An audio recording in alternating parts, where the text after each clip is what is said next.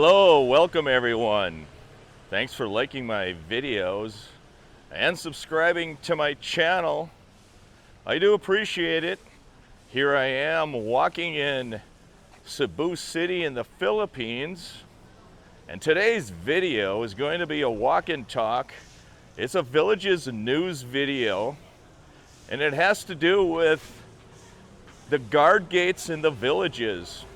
Should those guard gates be manned or not?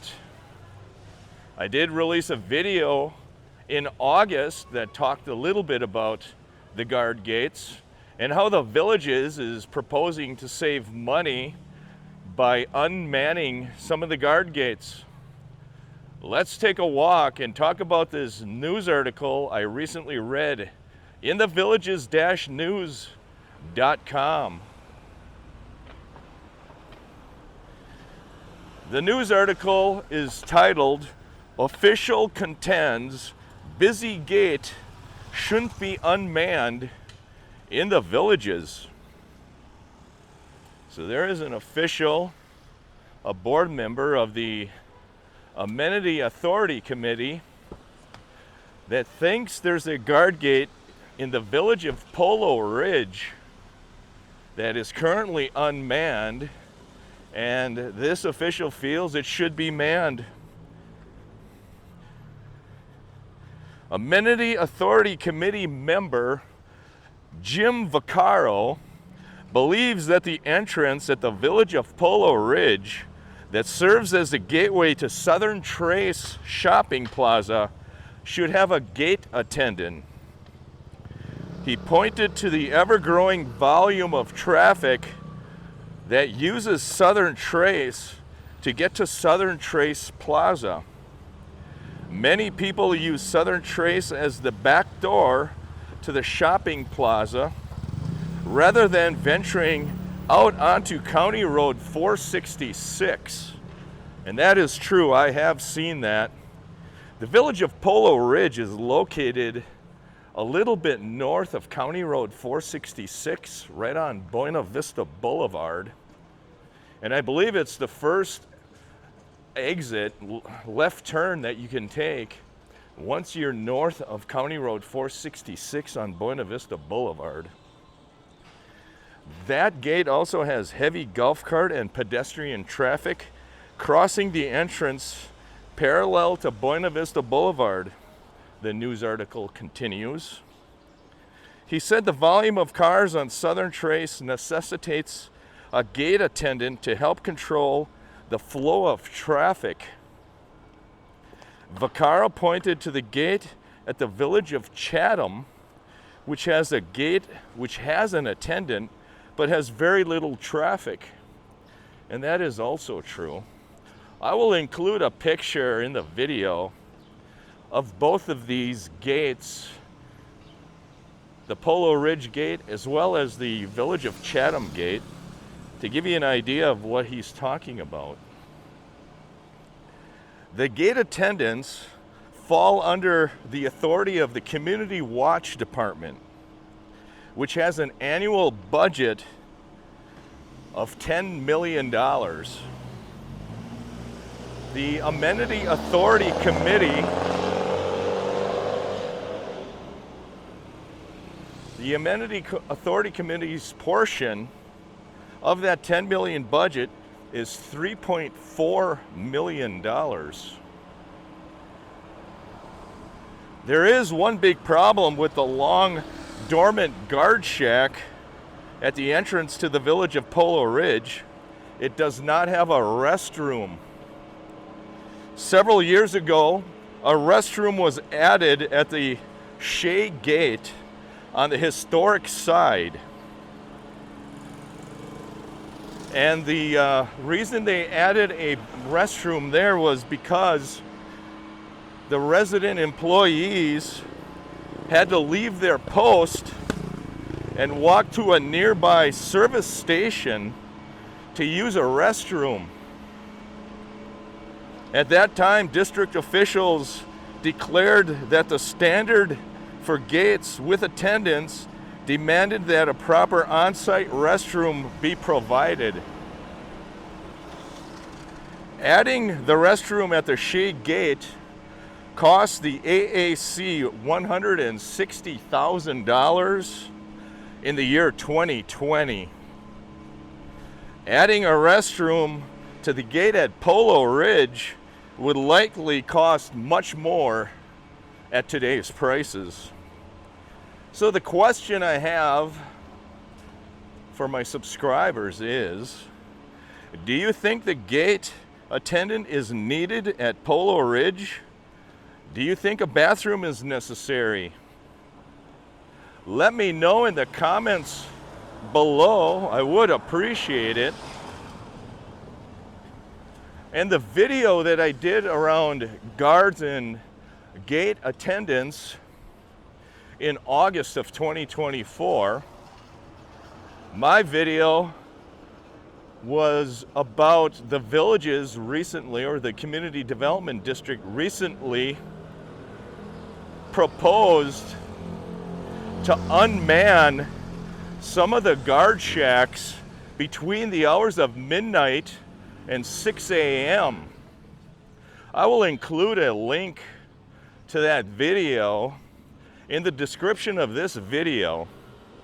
So back in August, in order to cut costs in the new fiscal year budget that recently started on October 1, the fiscal year is October 1 through September 30th.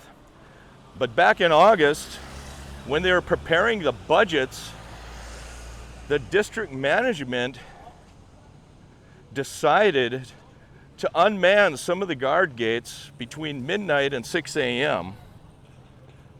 in an effort to save $1.9 million in their budgets for the fiscal year. And that savings was in labor and benefit costs.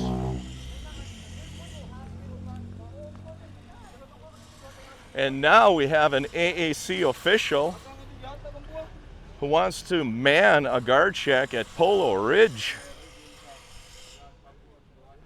So the question I have to the subscribers is, should we have manned guard shacks at any of the gates in the villages? Keep in mind, all the roads in the villages are considered public roads, and there is nobody can be omitted from using those roads. That's why there's a red button at the guard gates that anybody can push to open the gate. That is because the roads are public and anybody has the right to use those roads within the villages. So the question I have is, why even have manned guard gates at all if the roads are public? I voiced my opinion about the guard gates and the security gates in the villages. It's a false sense of security. The villages is not a gated community. I mentioned that on many of my videos before. The villages is a community that has gates. And those gates are nothing more than false sense of security. And I think they're mainly and more often used as a sales pitch for prospective buyers of homes. Let me know your thoughts in the comments below, what you think. My personal opinion is that there's really only one guard shack that needs to be manned, and that is the guard shack that is just north of County Road 466 on Morse Boulevard. It's the busiest part of the villages. It's the busy Morse Boulevard. That guard shack has 2 lanes of traffic both ways going north and south. There is a guard there that tries and attempts to slow traffic and prevent accidents. I think that is beneficial to have an attendant there. I'm not so sure it is beneficial in any part of the villages. I know I drive through the guard shack on Belvedere Boulevard. That has a fair amount of traffic. And in my opinion, the guard shack, it tends to slow the traffic down and disrupt traffic flow more than they help.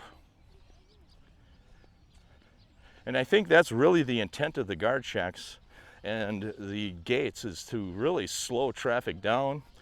If you didn't have the gates going up and down, you'd see traffic flying through most of those areas at a high rate of speed, which I'm not sure why, because everybody in the villages, or most of them, are retired, but yet they're all in a hurry to get somewhere. What is up with that? Thanks for liking, thanks for subscribing. I do appreciate it. I will lift the camera and you will be able to see the Mactan Bay, the ocean, off in the distance. I wanted to show you that. Thanks for liking, thanks for subscribing. Please feel free to forward the video to anybody that you might think is interested. Hello, Mayan Buntag to you. I will walk to the fence and show you the Mactan Bay. That is a banana tree you're passing underneath.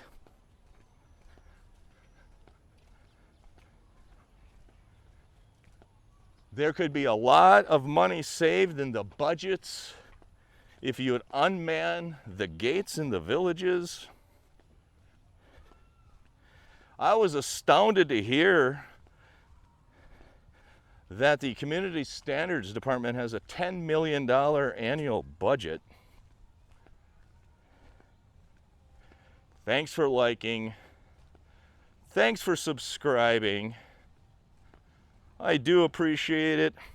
I will leave you with a beautiful view of Mactan Bay here in Cebu City in the Philippines.